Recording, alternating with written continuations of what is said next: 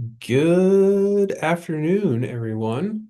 On this July 22nd, welcome to episode 4 from Gaps to Growth. My name is Bernard Nasuli. I am COO at iEmergent. If you are joining us for the first time, welcome. If you are coming back for more, thank you. Thanks for coming back. Appreciate it, and welcome also. With me, as always, is our CEO, Laird Nasuli. Laird, how's it going today? It's going fine. Thank you for joining us today. I'm going to try not to get excited and try not to go over. But Bernard, I'm just going to warn you, I didn't show you all these questions ahead of time, so I'm going to watch you think on fast on your feet with some of this. Are you going to be Uh-oh. okay with that? Okay. Yeah, I don't think I have a choice. So we can go. I was just gonna tell everyone I'm under the weather. I'm feeling a little bit of World Cup withdrawal. I definitely had some World Cup fever over the past month. But now that it's gone, we move on. Let's go. Well, and I also wanted to, it's tough with webinars because, really this should be a conversation, and we're going to try to talk, to each other that way.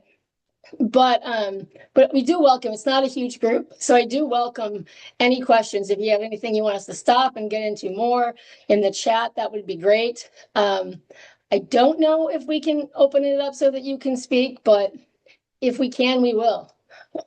Um, anyway, today we're going to talk about marketing and marketing strategies. And I think, as we revisit the roadmap. And, as Bernard said, some of you may have already been here for the other 3 episodes. Um, you'll see that there's a lot of overlap.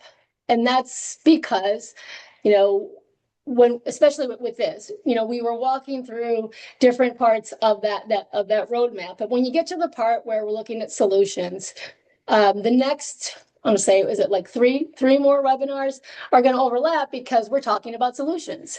And today we're actually going to start with, of all the different solutions, we have recruiting, we have, partnership strategies, product. We're going to start by talking about marketing. And as we get, going with that, I want to talk about a new way to think about marketing, because I think that's the biggest challenge that we had with preparing for this. Was it just became broader and broader when we talk about, when we're talking about home ownership and home buyers and home finance, what does it really mean when you say we have to improve our marketing? So that's what we're going to dig into. I'm going to go through a little step by step case. I'm going to throw some difficult questions at Bernard, and hopefully we will have some time at the end. And again, I encourage all of you to throw your marketing questions at us, because this really is meant to answer your questions and start a bigger and longer dialogue than we can ever cover in an hour. So we're going to revisit the roadmap. As you know, that we used to have, if you've seen this before, there's usually a little start button here, and I took that off because I really think the interesting thing when you're looking at how do you find, capture, and measure mortgage opportunity, there really isn't one starting place, because you can pick it up at any place in this map. But I will start with where we started before, which was almost every one of these webinars, we're going to start with quantify opportunity. That piece of data, and really everything we're going to talk about follows what are your opportunities. And that's obviously the name, from gaps to growth. We're looking at what opportunities are there. I'm going to go to the next slide because it's important, that are new, and what opportunities have you missed. So everything we talk about is going to fall into one of those two buckets. And interestingly, there are strategies and key points that overlap both. But then there are also some places where your marketing strategy, the data you use, the things you put in place are going to look different when you're talking about new opportunities than they're going to look if you're talking about uncovering missed opportunities. So we're going to go into both of those pieces today. And, again, I want to start with a really important message, in that, however you define opportunity, it is everywhere. So And Larry, just a sec. I'm gonna back you up just one moment on the previous slide. all right, I'm gonna throw a curveball your way as well. What all is the right, yes. difference? What is the difference for everyone on? What is the difference between a new opportunity and a missed opportunity? Well, there's overlap. So you did throw me a curveball. When we talk about new opportunities, we're really looking, probably looking more toward the future than we are behind. And so when I think of new opportunities, we're really talking about exploring new geography markets, geographical markets. We're talking about going into a new segment. We're talking about, looking into using a different product. And that also, product obviously can be a strategy, but can also be a segment. And the reason we say that it's new is that we don't have any history to look at what you might have missed. At the end of the day, anytime you find a missed opportunity, it becomes a new opportunity once you, sort of uncover that you missed it. But that I think is the biggest difference. It's like, do we have a history? So in other words, can we look at what didn't work? And can we look at where we are and find opportunities we missed, even if in that market our market share is growing, even if our penetration rates look good? There's never a reason not to look at missed opportunities. And depending on what you're doing, okay, go ahead.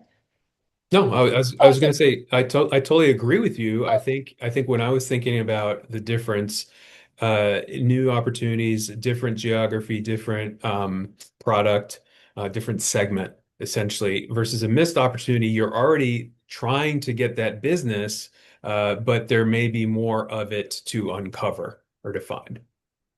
absolutely. And you said that much better than I did. And that's why I like this slide here. I think there's never a reason not to look for new opportunities. And as I was going to say, you can define opportunities in terms of loans and origination volume. You can also define, sort of your why. Your opportunities are, we're going to open up opportunities for home ownership. So really this conversation, although, our primary audience typically, it's for lenders, other, housing practitioners can take some away from this, because it doesn't really matter, what at the end of the day your role in this is.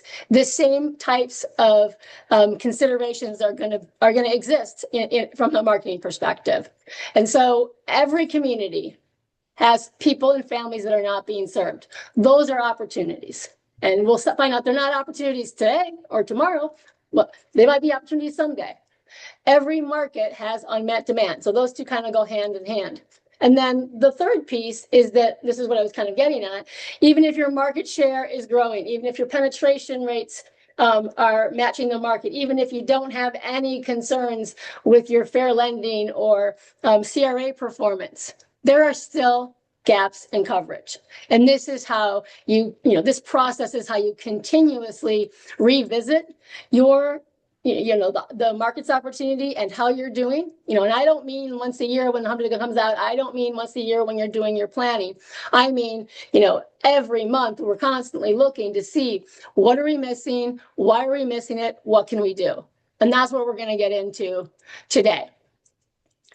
So I mentioned, that we're going to rethink marketing, and I'm going to have you, I'm going to have a question for you about this in a minute, Bernard, so be ready. The true impact of marketing, the way we're going to talk about it today, isn't about just attracting attention. If we kind of go beyond our own personal organizational goal and we look at marketing in what we're going to talk about today, is really about helping people move forward. And it's bigger than lead generation. And that's kind of why we're talking about, how do we move past the old way of thinking, which is marketing gets us leads call, and we look at who we can close today. I'm not saying that that's not important, but that's not encompassing everything. If you think about marketing in terms of removing barriers, and you focus on problem solving, relationships, then you're going to be focused not on output, but outcome. And what that does, that's so important, that's how you start thinking about things in a more comprehensive, 360-degree strategic manner. But it's also the way you start looking at not just your near-term success, but your, intermediate term and future sustainable success. It's by constantly thinking about where you are today and who you're serving today, tomorrow, and, more into the future. So, Bernard, we talk a lot, and you have a lot of sales calls. And tell me why you think generating more leads isn't always the best answer. When someone says, "Hey, what can this do? What can this tell me?" Or, why are we losing share? Why do you think lead generation is, or I should stop. Do you think lead generation is enough? And if not, why? I no, I don't think it's enough, but it is definitely a tool in the tool belt. So I wouldn't say, go away from it or eliminate it by any means. But I think what you're getting at is it is one piece of the puzzle, and what's lacking when we think of lead gen is where are these leads coming from? Is it all over the market? Is it just a scatter shot trying to figure out, hey, I'm going to try to spend my time, energy, and effort talking to anybody who could be a potential borrower? That's not very efficient. I think when we're talking about removing barriers with marketing, it's looking and identifying where in the markets there might be potential barriers from at a glance, at looking at your market and saying, you know what, we're lending quite a bit in this area, but maybe not as much in this area. Why? What's the difference between these two communities, these two areas? And figuring out, okay, once I have that information, once I do my research on my homework on those two areas, seeing, oh, well, we actually potentially have a product that fits really well with, more affluent borrowers. Okay, great. Well, then is that the case with less affluent borrowers? We need to make sure we analyze all of that in our portfolio. Do you think when you're talking to people, do they buy that? I mean, obviously when we work with lenders longer, they start to buy in, but what's the pushback you normally see if someone doesn't buy in? It's tough. It's, the traditional transactional mindset in the industry is just give me the leads. I don't care. I'll sell. Just give me the leads, and we'll be able to get more business. What we're kind of talking about is looking at the borrowers themselves and where they are on the journey, as Laird pulled up this next slide. Are they ready to buy now? Are they almost ready? Are they 6 months down the road ready, or longer? And trying to figure out, because the borrowers of tomorrow are really those borrowers who are not potentially ready today, but are going down the line. And so that is essentially, that's your pipeline for down the future. Equally as important. You can't just harvest the people who are ready now, although that's great. But then once you're done with them, your business crashes, right? So that's the concept of being able to say, all right, with specific tools and being able to analyze your markets, then you can absolutely see where certain products are needed, where you need to be investing your time, whether you're an LO, or a branch manager, market leader, but really being able to be pinpoint and surgical so that you become much more efficient with your time. I think, one of the things we're going to get into as we go through this is, looking at obviously this new opportunities is, one thing to think about is, are these new home buyers? Do they even know that, they could be home buyers? And now, but we have lots of examples of that, and reasons for why people don't know that they're, I guess I can call it home buyer, ready. Um, but we're also looking at some, we're also looking at fallout, right? So if you think about growth, your growth, you're either going to get more applications in that hopefully lead to more loans, or you can reduce your fallout. And so the one of the reasons that, and this is just more of an anecdotal, and I guess it can be kind of seen as a key takeaway.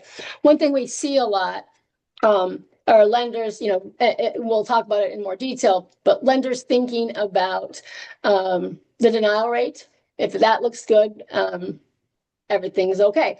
Or, they focus on that and not looking at what else can you learn from withdrawal rates. What can you learn from incompletions? What can you learn? And even that, that's assuming that someone already got to the application table.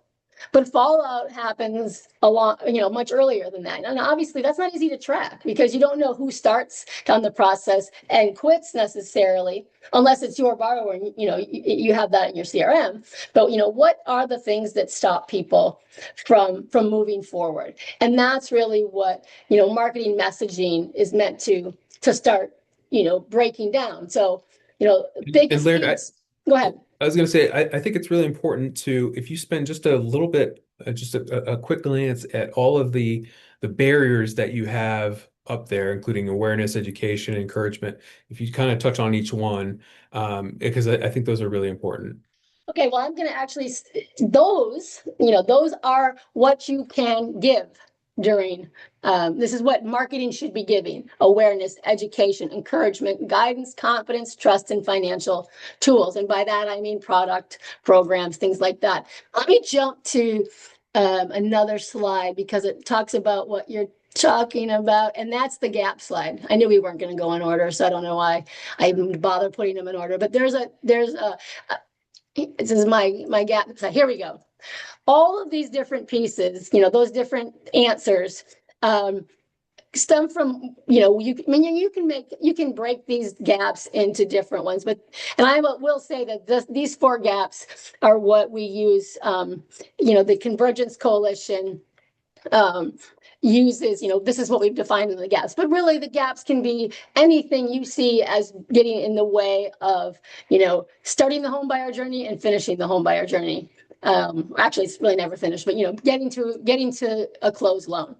And that's the trust gap, the education gap, the financial gap. And again, that's where I'm talking about credit, access to money.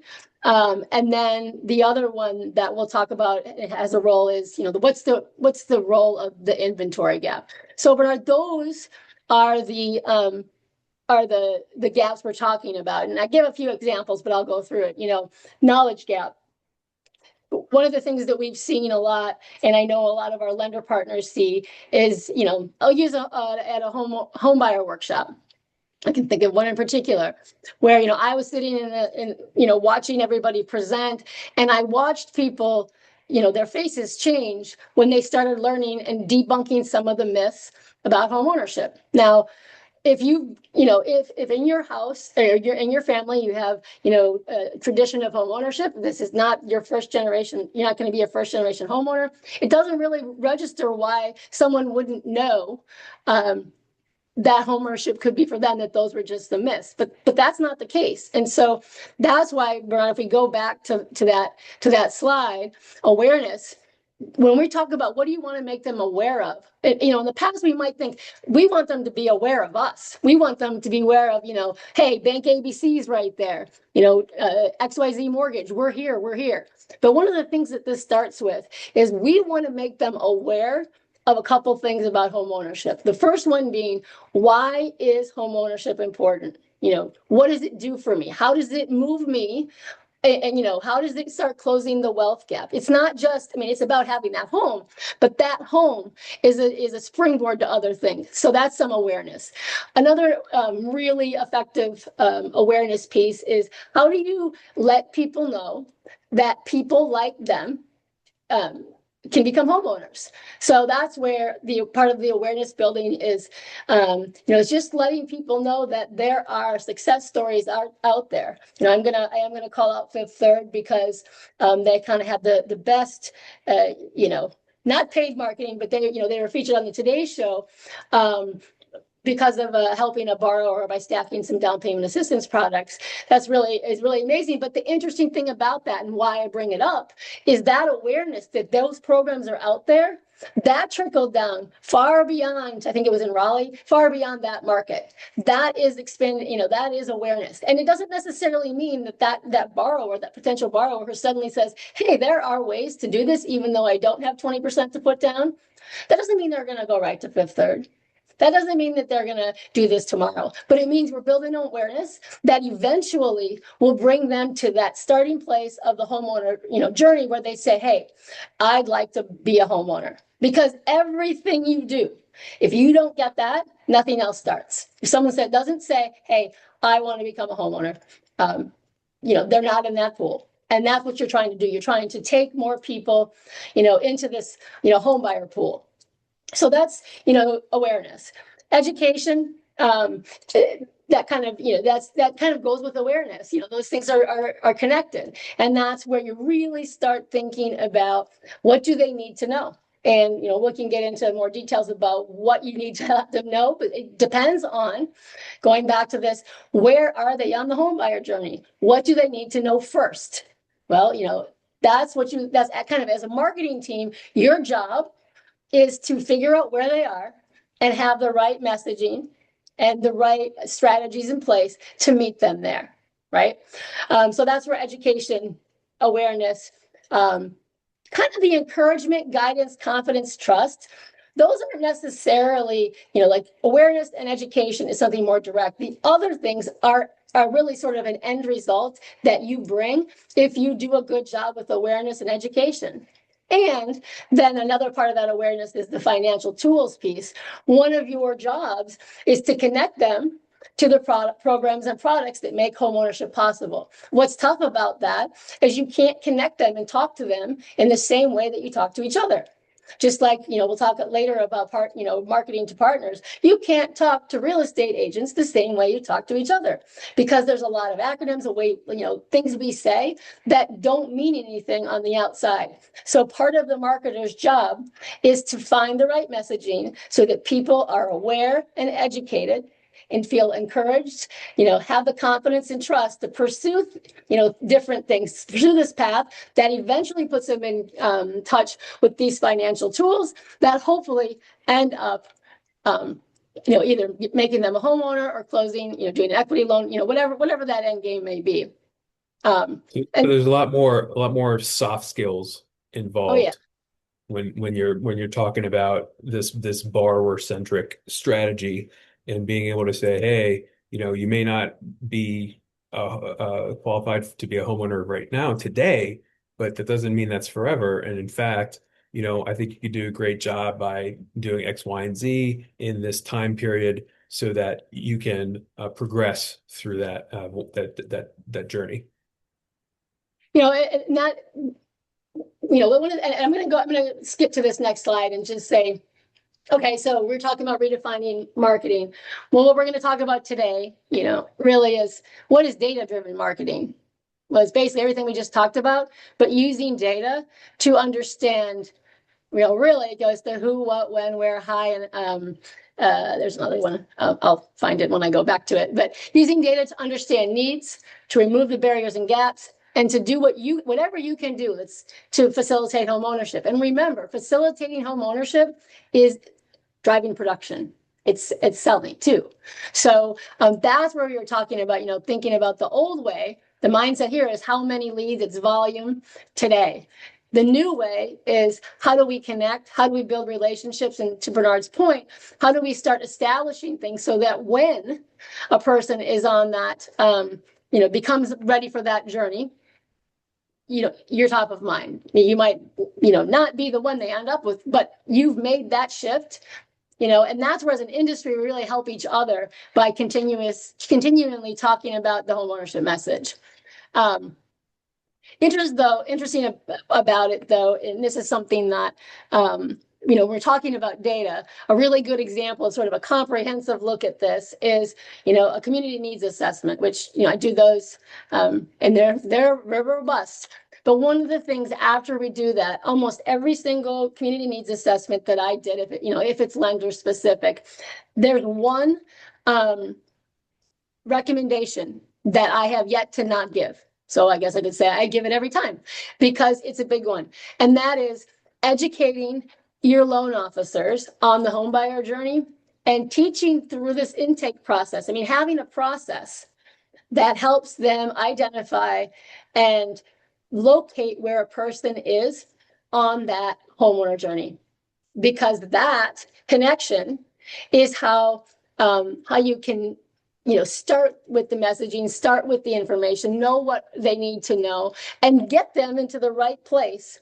Again, whether it's for you or not, in this background. And so that's where, market intelligence, we think about marketing isn't leads. Actually, leveraging market intelligence is about, identifying your audience, those, gaps and barriers, that message and message delivery. We talk more about that.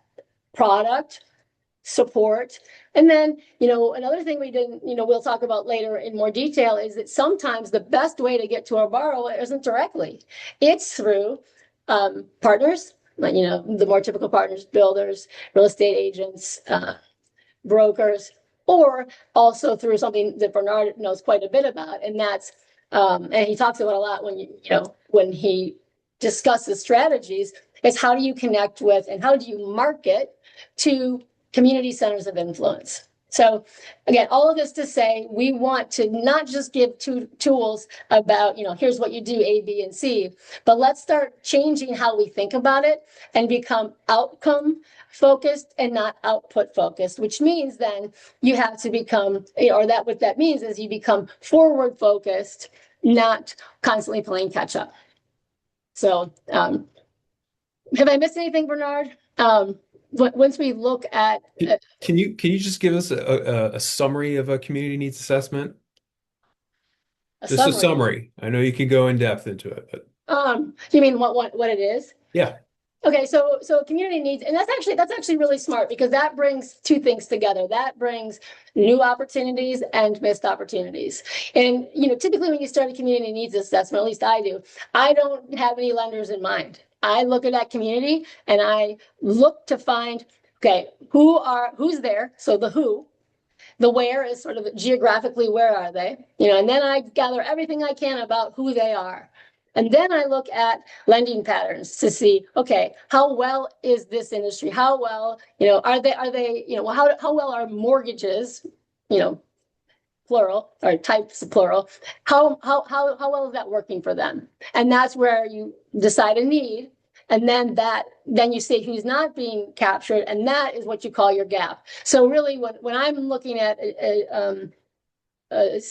doing a community needs assessment, the place I start with is looking for communities where there is, high demand, which is high need, and gap, which is nobody serving them. And so that's when you dig in more to know more about, what does fallout look like? Why is it that, denial rates are staying the same, but what is it about withdrawals that, keep ticking up? What is it about incompletions? Why are we doing that? And it's actually that analysis that led, that piece of it is what sort of started to point me in the direction of talking about intake. How do you get people where they need to go? Because, like, for example, if you think about, someone has an incompletion, they stop in the middle of it, of the process. Well, why? Well, nobody prepared them for, the documentation. They didn't know that it was going to take this long. They didn't know what they had to bring to the table. So just little pieces of that education and awareness make a big difference when you're talking about that full process and that journey.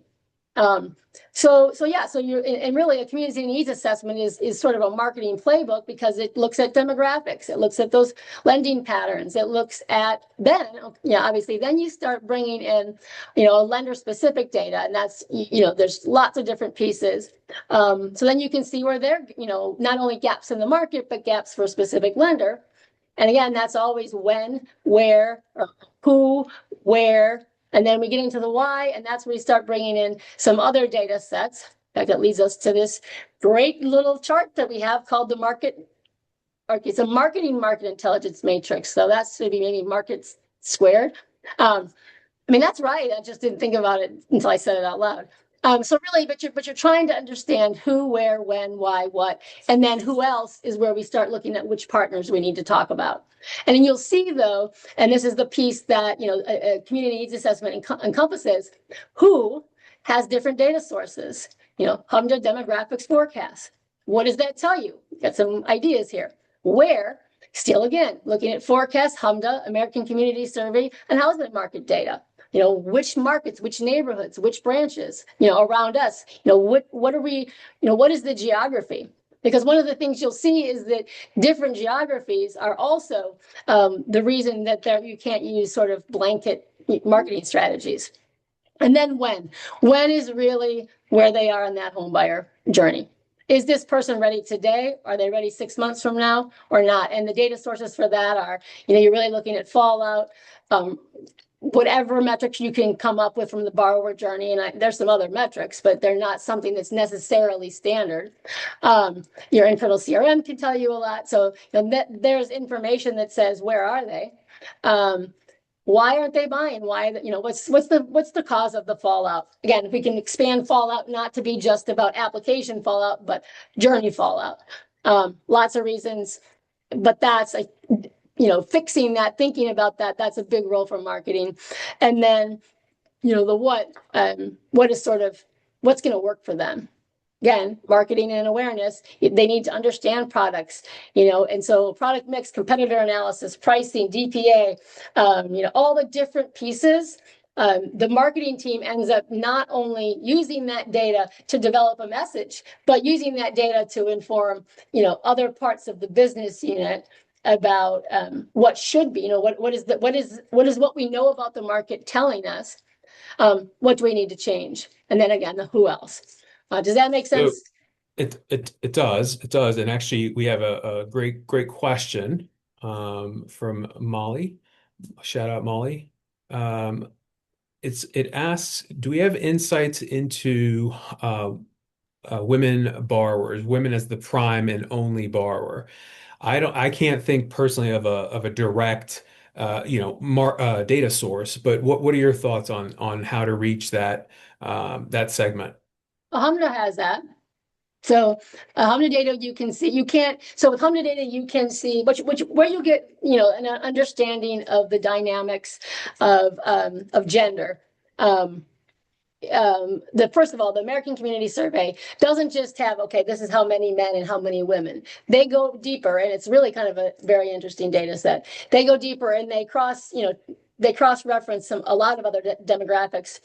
But one of the one that's really important is the family, type of family. So when you start seeing, okay, it will actually identify, and by count, how many, single heads of single, female heads of family are there. It will start looking at what does this relationship and how does this family operate? And when they say family, it's actually meaning house. It's actually household type. So it's like, who is this? So you can start there, and that's what I would call the demand.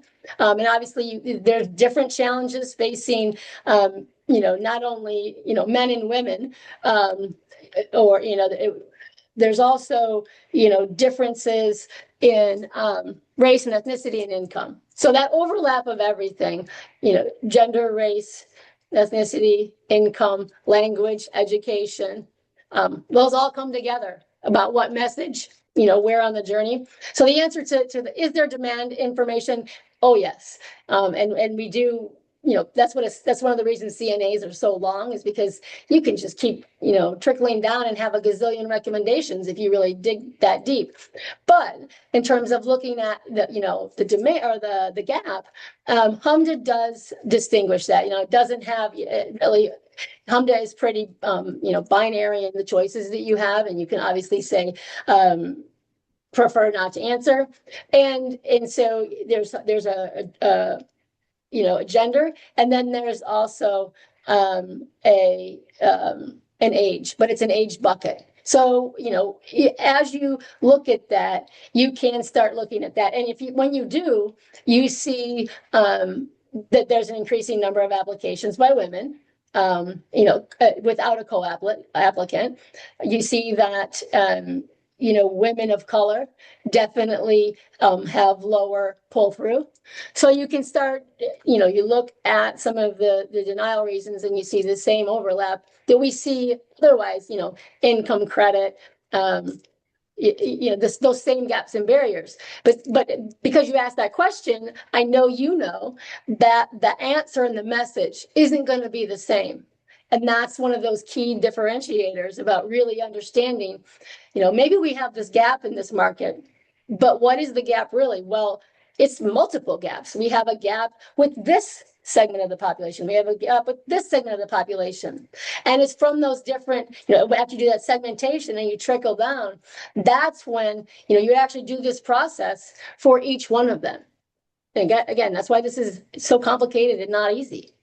Yeah, and we have a viewer, Ryan, who mentioned that actually the FHFA new residential mortgage stats actually show single woman borrower stats as well. So that's great information right there. And then actually on the flip side, just a continuation was so, what are the data sources for single women buying homes? But also, are you aware of any LOs that are kind of focusing on that segment?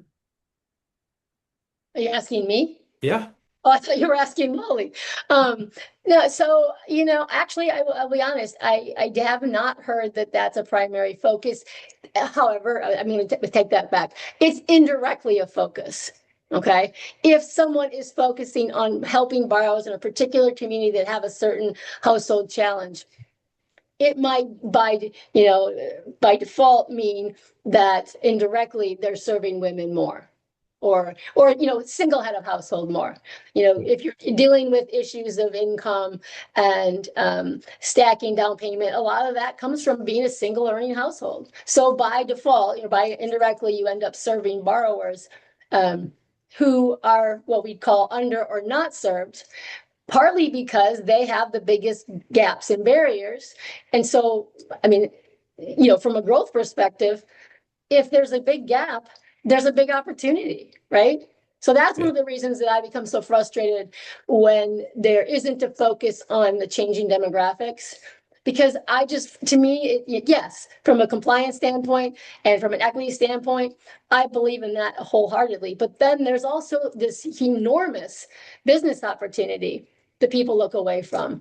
And it just doesn't make sense. And a part of the reason for that is those, underserved and not served markets are more complicated. The strategies are harder and they're not as short term.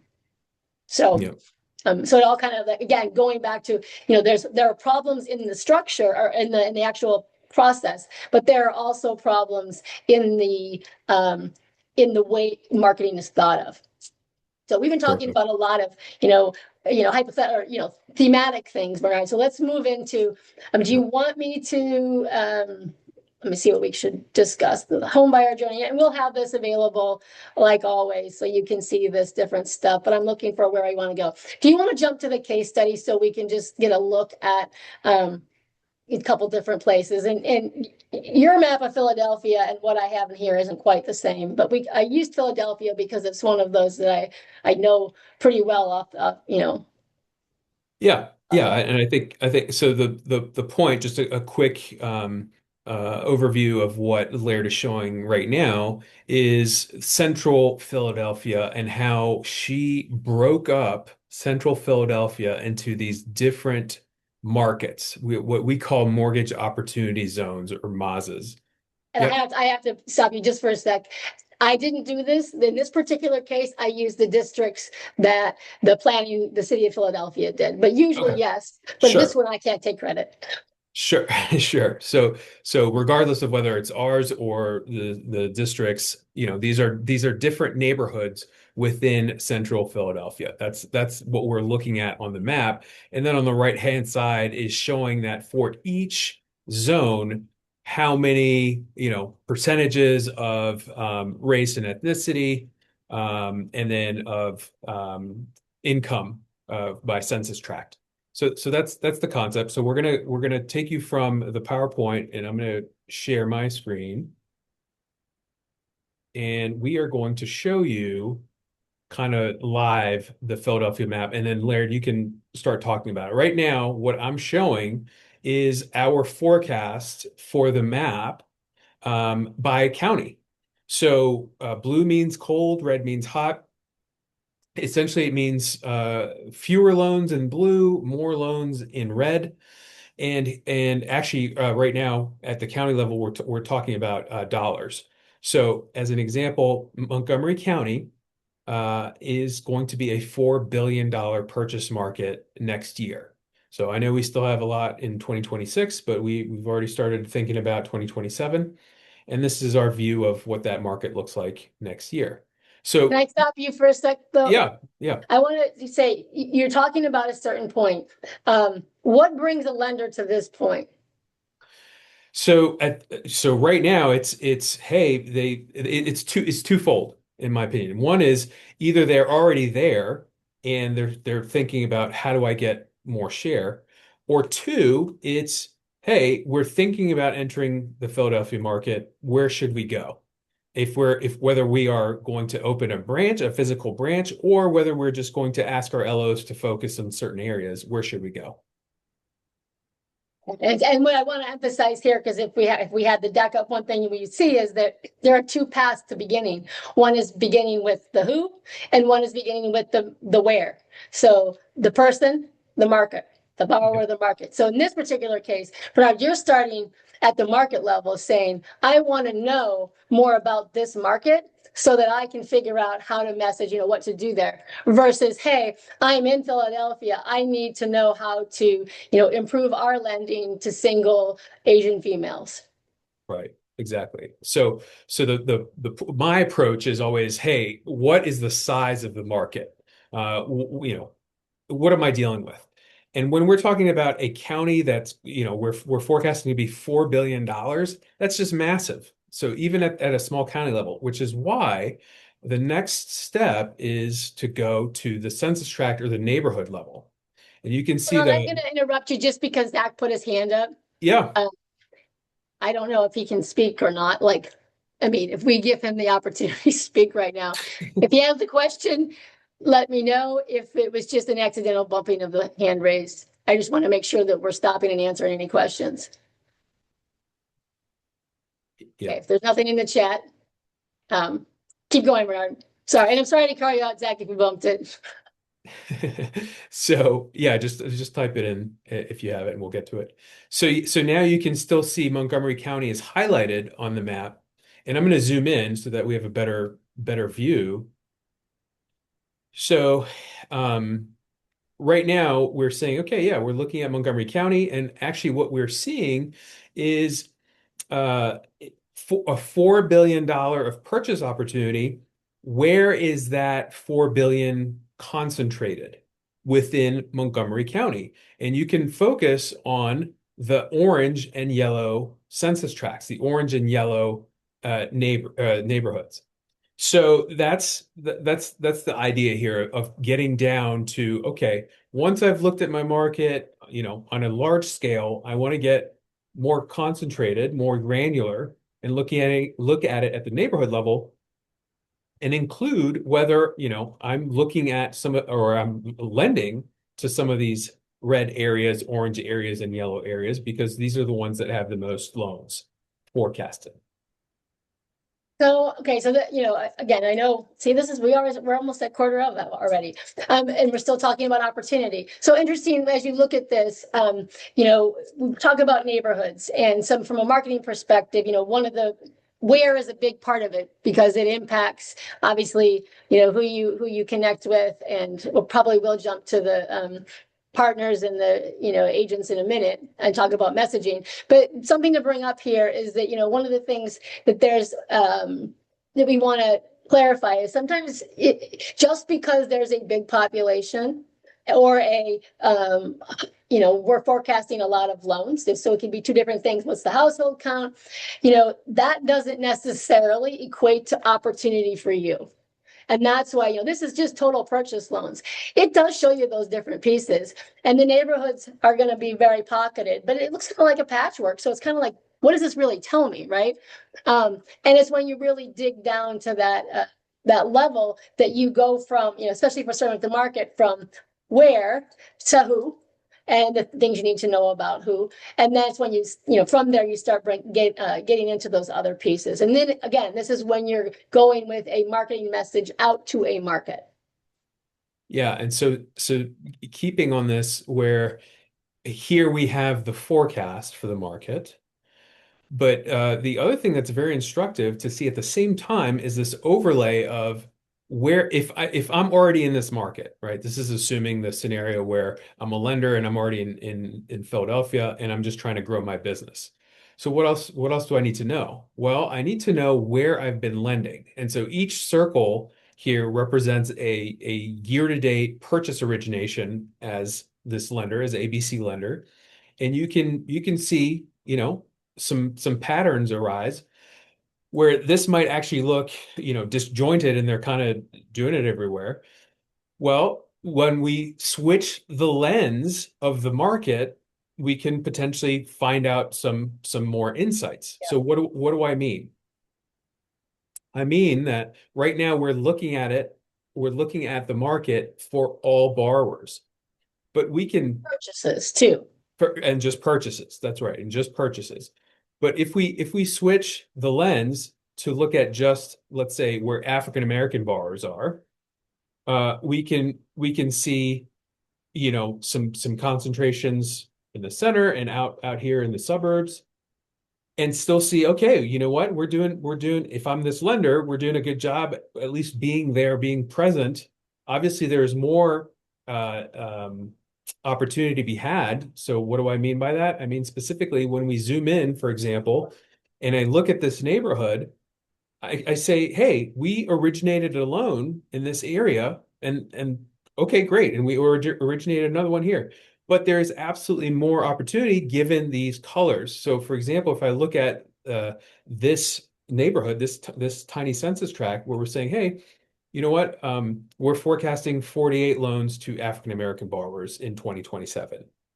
And basically, we haven't served it this year. We haven't originated a loan yet here. So we are going to do our abbreviated version of this so we get to some Yeah. of the marketing stuff. Could you just put on the LMI tracks in pink? Yeah, yeah, let's do that. So, So the reason and then make the other either go away. So I want to bring this up because this is an important piece where we start looking at, the target, but starting to ask different questions, and where we switch from market to borrower, right? So can you zoom in? Just pick one of them to zoom in a little bit. one of the census tracts? No, just wherever there's a gap. Oh, well, I Yeah, mean, right. Yeah, perfect. Where you were. That's perfect. So one of the things about this is we were talking about that home buyer message. When you're marketing to a market, one of the things you want to think about is because it's like, okay, what now we know that this is a spot, this is a neighborhood we need to see. What do I need to know? Well, we have some tools that allow you to look at, these smaller neighborhoods and look at things, like income, like educational attainment, like race and ethnicity, like language spoken.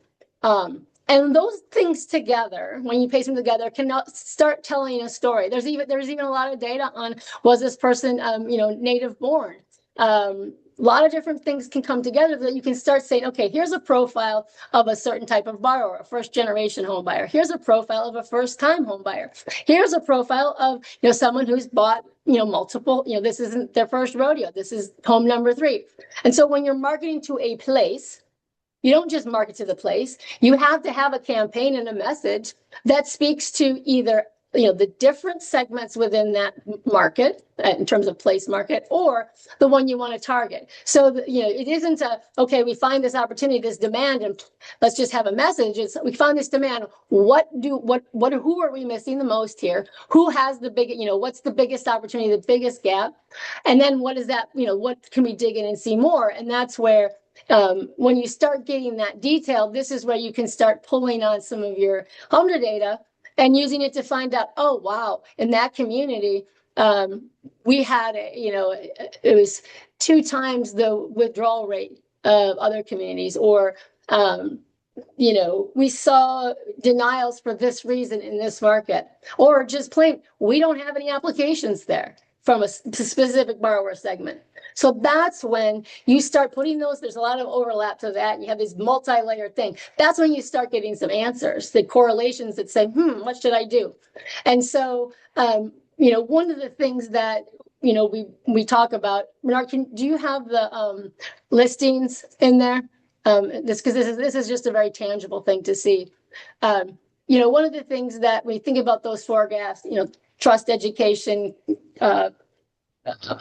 the finance product, the credit gap, and then inventory. One of the biggest challenges are, all those are gaps. And so one path that some of our clients are taking is to market to a borrower, but also indirectly to the borrower by marketing to, and we're going to use real estate agent because it's the easiest and the most obvious. And instead of just marketing and having a blanket message, the message becomes tailored to that segment you want to reach. And so, again, if I had my deck up, and if you get it, you'll be able to see this. One of the things you ask yourself is, one of the things I have to give an agent is information that helps them see the segments. Like very effective marketing to sales partners, and not so much communities of interest too, or centers of influence, but to sales partners, is showing them what the market segmentation looks like. That adds a value. And then, having kind of a set, hey, here we see this opportunity here is an unserved market. And hey, here's our product strategy. Here's how we're connecting. Let's do this together. That messaging is more effective than, hey, we're here. So if you want to pop up, tell how like a lot of clients use this very effectively. So what you're seeing right now on the map is every diamond represents an MLS listing. And as I, click on them, you can see this little pop-up window where if you have the agent name, the agent contact information, the property address, and then we even have a little Zillow link that's convenient if you want to check and make sure that the property is for sale, everything looks in order. And then if you were a loan officer, you could call Susie and talk to her specifically about this property on Wayne Avenue. And then And tell Susie about your lenders, your company's products, programs, and whether you have some pre-approved borrowers that are looking to move into this area. And this is where a marketing message comes out different. Let's just say this is a market. Again, I'm not looking at Philadelphia. This is just a hypothetical. Let's say this is a very young market near one of the universities, and so but they are home. They are looking to buy a home. Maybe the way to message, hey, Susie, I've been thinking about doing this homebuyer event at this, I don't want to say nightclub, but at this, location that a lot of young people attend, or this event.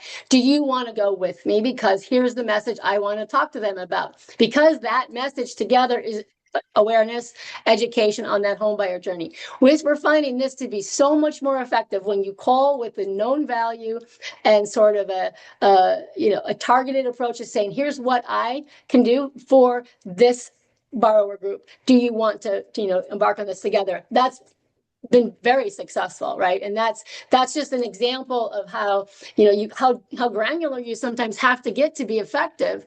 But I will say that if you didn't do that homework and you treated everyone the same, and you went into either a high income area and you started talking about DPA, or you went into this young area and you start talking about certain products that might be more applicable to middle-aged or later aged in households, it's going to be a flop, because you're not speaking the language of who you want to reach. So that's a really critical piece. So you've got builders, real estate agents, employers. We bring all of that in there. And Bernard, if you could, while I'm talking, put one of the centers of influence up. Yeah, Um, so I wanted to kind of jump in and say, if I hide the listings for a second, again, the reason we're looking at this area in the first place is because we determined that through the forecast and through seeing our loans originated on the map, you can see that a gap materializes, a gap Big gap. appears. So that's why we're focusing on this area. And in past webinars, we've talked about, oh, well, what is the information that we need to find out to grow our business here? Well, the information is who are the LOs originating loans? Who are the agents listing properties in this area? What is the inventory in this area? And then the fourth piece, which is more applicable for today, for the marketing piece, is, as Laird mentioned, these centers of influence. So now every green square that you see on the map happens to be a faith-based organization. So if I click on one of these, I can see that this is the Redeemer's Deliverance Church. And now, if I'm an LO or if I'm part of the lending organization, I want to pick up the phone and call the leaders of this organization and say, hey, this is Bernard with ABC Lender. We were thinking about sponsoring an event you might be having or having a home buyer workshop in the same vein that Laird mentioned, the nightclub or some of the other centers of influence. But the benefit of this marketing piece is twofold. Number one is you're keeping your ABC lender name, your company name top of mind for anyone associated with this organization. But number two, and this is even more important, is you're demonstrating your commitment to the community by investing in it. And so that's how, Laird talked about trust and things on the journey of where you are getting the awareness out there of your companies so that they know you exist. They start trusting you. They start seeing your message on a consistent basis, and that's how you form those relationships. I want to mention one really important piece. This is more of a recommendation to think about because it seems to, all of those things you said are true, Bernard, but in terms of the messaging, one of the best and most effective indirect ways to market is to ask questions. Okay. Specifically when you're working with these centers of influence.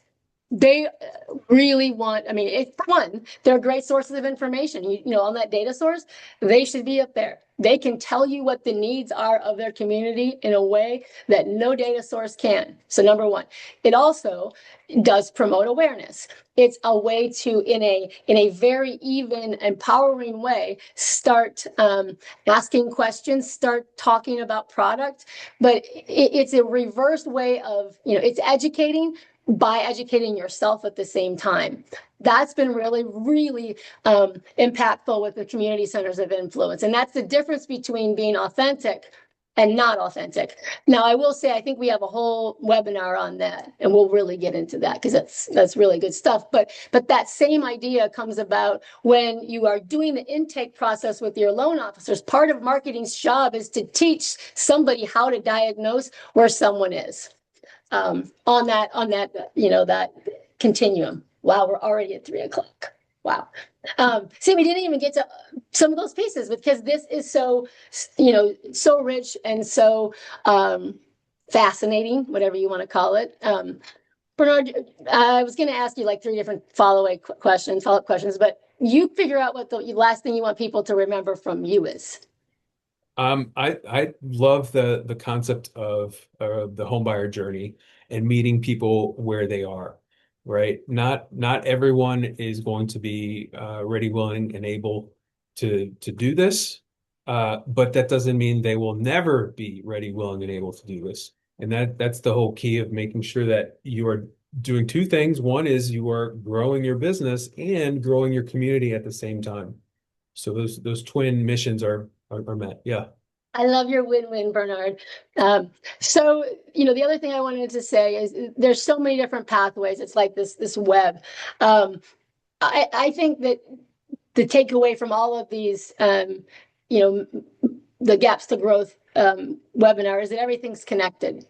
Same like, kind of like what Brent said, every community is connected. And as lenders, you are there to grow your share, but you're also there to grow awareness. So there's partnership stuff that can be talked about. And if you guys have a specific area that you want to chat more about, specific, whatever it is, like a particular marketing strategy, we've seen quite a bit now and can give some best practices and talk about some of the really neat things that are out there, not necessarily to give away secrets, but we'll start asking those questions, and then you can ask the questions of the data that will lead you to having that correct message in the correct way.